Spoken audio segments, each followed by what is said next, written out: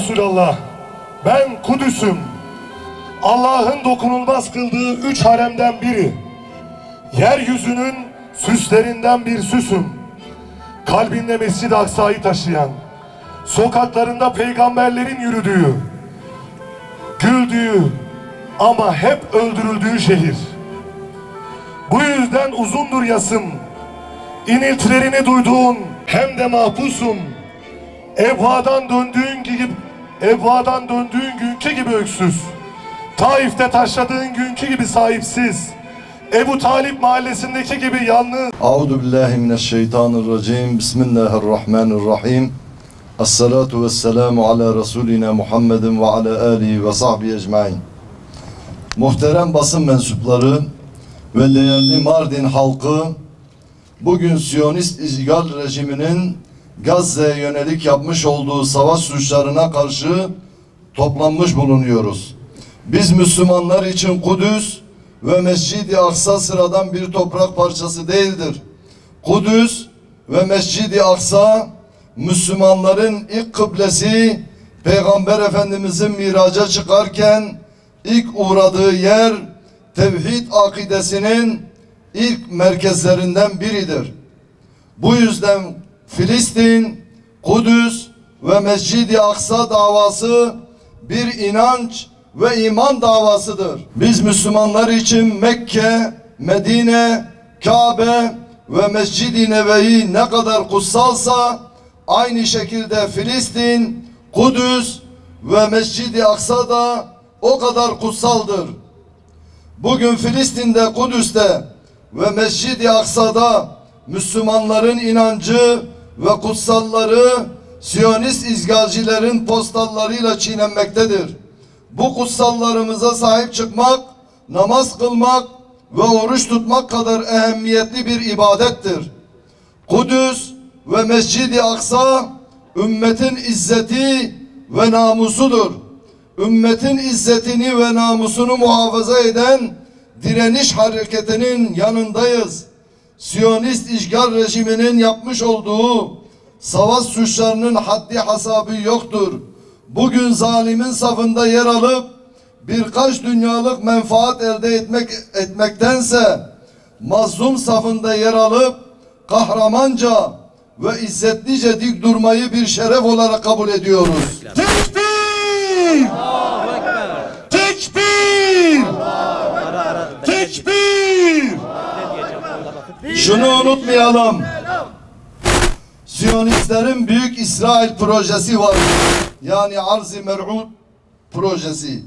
Büyük İsrail projesine göre Nil ile Fırat arasındaki tüm toprakları işgal etme gibi bir hayal dünyaları var.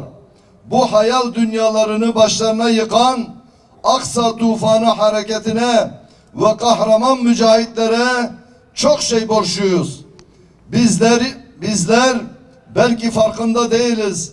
Ümmetin bu yiğit evlatları 75 yıldır sadece kendi topraklarını korumuyorlar. Siyonistlerin Büyük İsrail projesine karşı da adeta bir set olup durmaktadırlar. Böyle bir direniş olmasaydı kim bilir belki Siyonistler şimdiye kadar yaşamış olduğumuz topraklara kadar işgali genişletmişlerdi. Ancak ümmetin bu kahraman evlatları kendilerini bizlere siper ederek Siyonistlerin önüne set olup durdular. Bu yüzden tüm Müslüman ülkeleri ve bizler direnişin kahramanlarına çok şey borçluyuz. Ben izzet ve şeref sahibiyim diyen her Müslüman bu aziz ve kutsi olan Aksa tufanı harekatına vermelidir. Bizler Mardin STK platformu olarak bu amaçla Aksa tufanı ribat çadırı, yani cihat nöbetini tutan ribat çadırı kurduk ve nöbetimiz devam etmektedir. Ayrıca burada Kudüs için her şeye hazırım adı altında bir imza kampanyası başlattık. Siyonist işgal çeteleri her gün savaş suçları işlemekte, işlediği savaş suçlarına Büyük Şeytan Amerika ve diğer batılı ülkeler destek olmakta, hatta devlet başkanları düzeyinde destek ziyaretleri dahi yapılmaktadır. O zaman biz de diyoruz ki küfür tek milletse biz Müslümanlar da tek milletiz ve bugün bu zulme karşı tek millet ve tek ümmet olma vaktidir. Dişe diş, kana kan, intikam, intikam. Dişe diş, kana kan, intikam, intikam. Bizler zulme karşı az veya çok sesini yükselten her devlet veya yetkilinin çabasını görmezden gelmemekle birlikte bunun yeterli olmadığını görüyoruz. Gazze'de devam eden katliam da bunun canlı şahididir. Bu amaçla İslam ülkelerine sesleniyoruz ve onların liderlerinden şunu talep ediyoruz. Siyonist işgal rejiminin saldırılarını derhal durduracak ciddi adımlar atın. Siyonist İsrail kınama, savaş hukuku gibi tabirlerden anlamıyor. Bu yüzden İsrail'in anlayacağı dilden kesin ve net yaptırımlar uygulayın. İsrail ile tüm diplomatik, ticari, stratejik kanalları kapatın.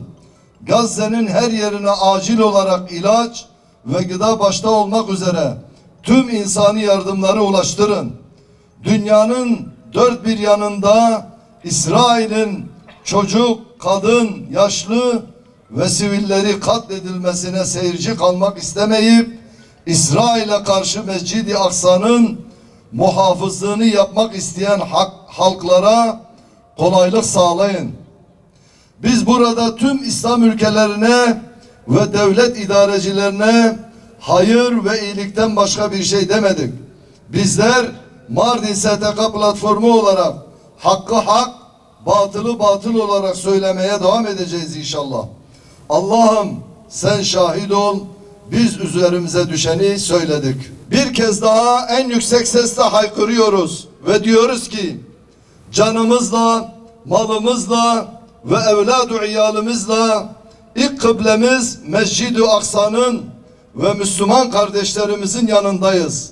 Filistin'in ve Mescid-i Aksa'nın özgürlüğüne giden her meşru eylemin yanındayız ve destekçisiyiz. Bu yolda üzerimize düşen her türlü fedakarlığı yapmaya hazırız. Zira Müslümanlar bir vücudun azaları gibidir. Nasıl ki vücudun bir yeri yaralanmışsa, kan kaybediyorsa ve bütün beden bundan etkileniyorsa, işte öyle de Filistin'deki yara bütün Müslümanların yarasıdır. Gazze'deki acı ve feryat bütün Müslümanların acısıdır.